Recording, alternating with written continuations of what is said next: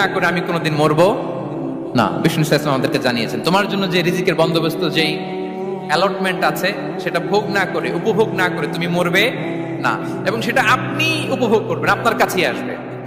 ধরুন আপনারা যে ফল আমেরিকাতে খান, এটা কি আমেরিকায় চাষ হয় ফল, নাকি কানাডা মেক্সিকো থেকে আসে?